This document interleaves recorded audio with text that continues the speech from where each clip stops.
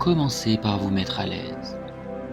Pour vous détendre, je vous propose de vous allonger dans votre lit, dans la position que vous avez l'habitude d'avoir pour maximiser votre confort et trouver rapidement le sommeil.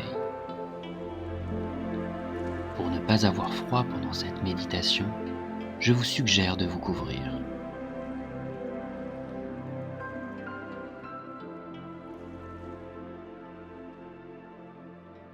Prenez le temps de ressentir le confort de votre lit et le plaisir d'être allongé. Si vous en ressentez le besoin, fermez les yeux. Lors de cette séance, l'objectif n'est pas forcément de vous endormir tout de suite, mais bien de vous faire lâcher prise et de vous détendre. L'endormissement arrivera à votre rythme.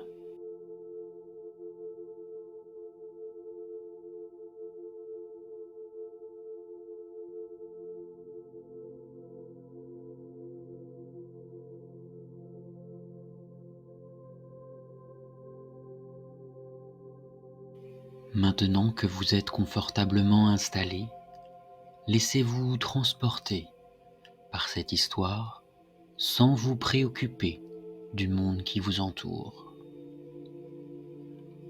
À partir de maintenant, seule votre imagination et l'histoire que je vous raconte a de l'importance.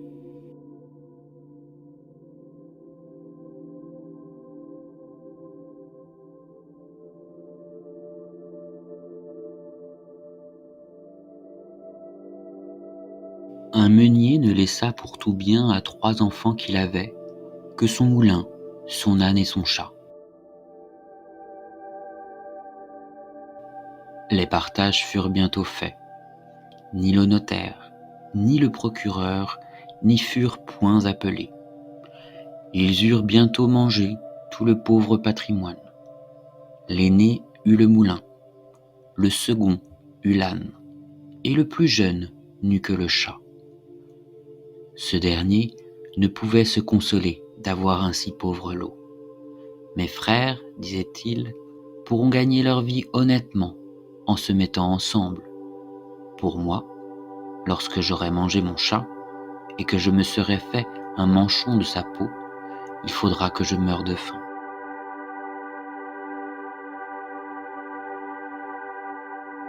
Le chat, qui entendait ce discours et qui n'en fit pas semblant, lui dit d'un air posé et sérieux: « Ne vous affligez point, mon maître, vous n'avez qu'à me donner un sac et me faire faire une paire de bottes pour aller dans les broussailles, et vous verrez que vous n'êtes pas si mal partagé que vous croyez. »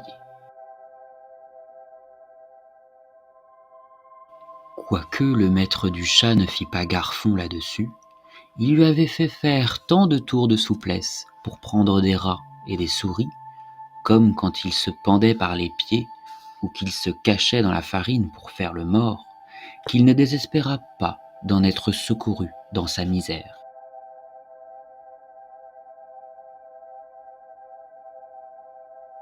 Lorsque le chat eut ce qu'il avait demandé, il se botta bravement, et mettant son sac à son cou, il en prit les cordons avec ses 2 pattes de devant.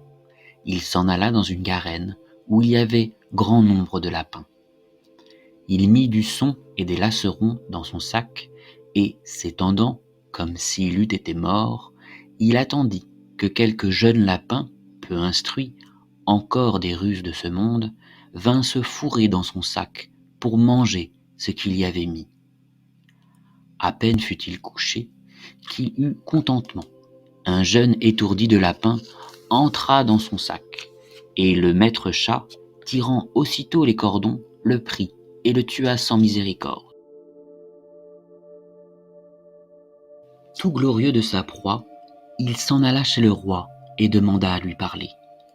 On le fit monter à l'appartement de sa majesté, où étant entré, il fit une grande révérence au roi et lui dit: « Voilà, sire, un lapin de Garenne que monsieur le marquis de Carabas, c'était le nom qu'il lui prit en gré de donner à son maître, m'a chargé de vous présenter de sa part. » Dis à ton maître, répondit le roi, que je le remercie et qu'il me fait plaisir.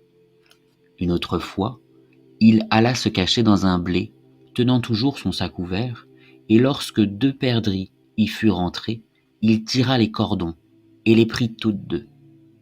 Il alla ensuite les présenter au roi, comme il l'avait fait le lapin de Garenne. Le roi reçut encore avec plaisir les 2 perdrix, et lui fit donner pour boire. Le chat continua ainsi pendant 2 ou 3 mois à porter de temps en temps au roi du gibier de la chasse de son maître.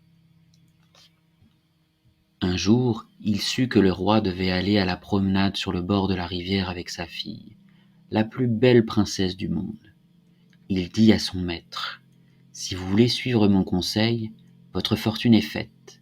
Vous n'avez qu'à vous baigner dans la rivière à l'endroit que je vous montrerai, et ensuite vous me laissez faire. »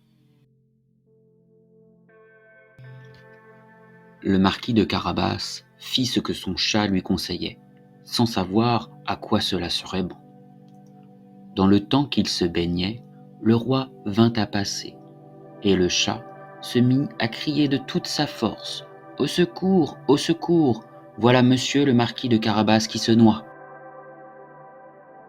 À ce cri, le roi mit la tête à la portière, et reconnaissant le chat qui lui avait apporté tant de fois du gibier, il ordonna à ses gardes qu'on allât vite au secours de monsieur le marquis de Carabas.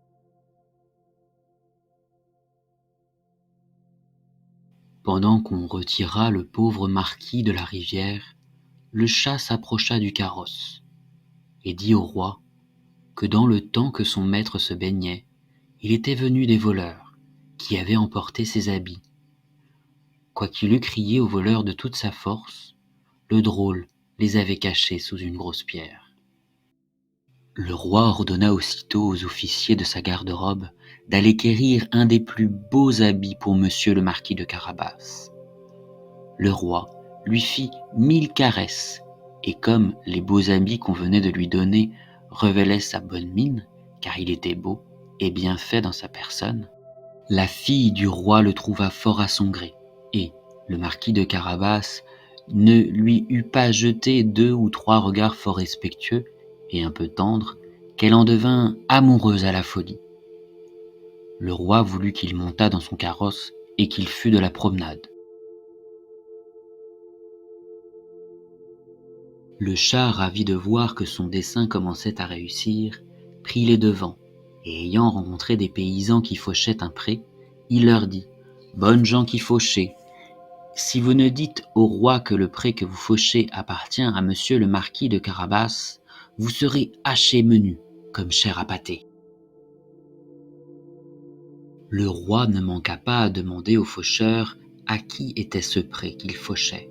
« C'est à monsieur le marquis de Carabas, » dirent-ils tous ensemble, car la menace du chat leur avait fait peur. « Vous avez là un bien bel héritage, » dit le roi au marquis de Carabas. « Vous voyez, sire, » répondit le marquis, « c'est un pré qui ne manque point de rapporter abondamment toutes les années. »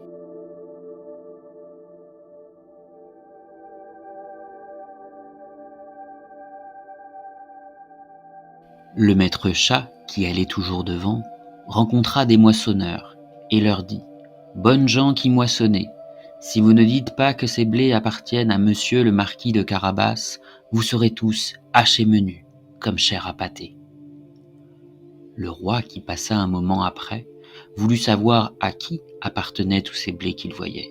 « C'est à monsieur le marquis de Carabas, » répondirent les moissonneurs, et le roi s'en réjouit encore avec le marquis.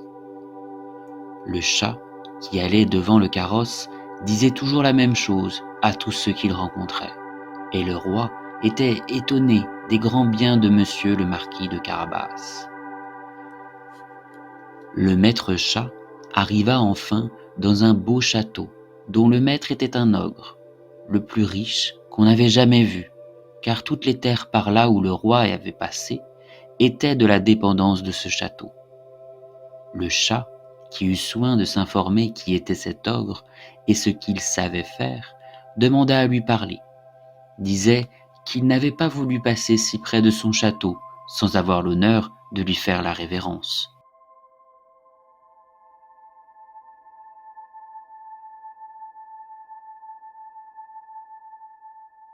L'ogre le reçut aussi civilement que le peut un ogre, et le fit reposer. On m'a assuré, dit le chat, que vous aviez le don de vous changer en toutes sortes d'animaux, que vous pouviez par exemple vous transformer en lion, en éléphant. Cela est vrai, répondit l'ogre brusquement, et pour vous le montrer, vous m'allez voir devenir lion. Le chat fut si effrayé de voir un lion devant lui qu'il gagna aussitôt les gouttières, non sans peine et sans péril, à cause de ses bottes, qu'il ne valaient rien pour marcher sur les tuiles. Quelque temps après, le chat, ayant vu que l'ogre avait quitté sa première forme, descendit et avoua qu'il avait eu bien peur.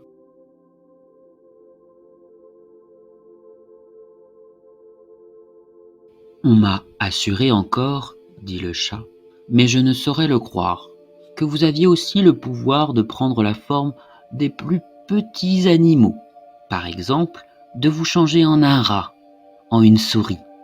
Je vous avoue que je tiens cela tout à fait impossible. Impossible ? Reprit l'ogre. Vous allez voir. Et en même temps, il se changea en une souris, qui se mit à courir sur le plancher. Le chat ne l'eut pas plutôt aperçu qu'il se jeta dessus et la mangea.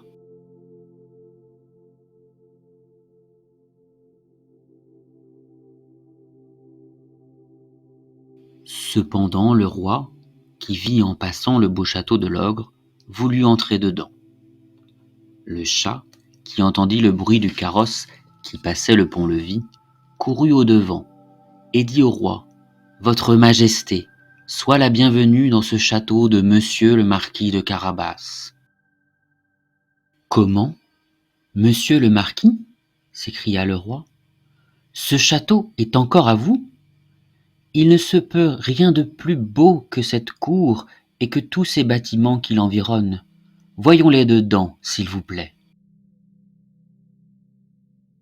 Le marquis donna la main à la jeune princesse, et suivant le roi qui montait le premier, ils entrèrent dans une grande salle où ils trouvèrent une magnifique collation que l'ogre avait fait préparer pour ses amis qui le devaient venir ce même jour-là, mais qui n'avaient pas osé entrer, sachant que le roi y était.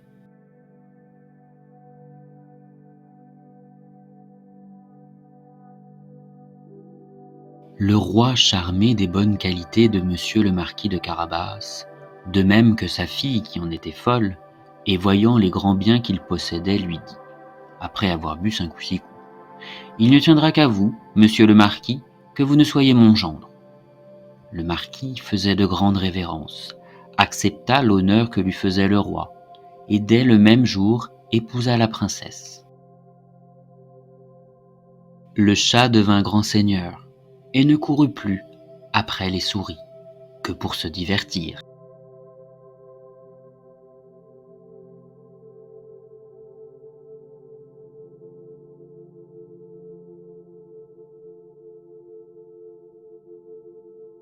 Moralité.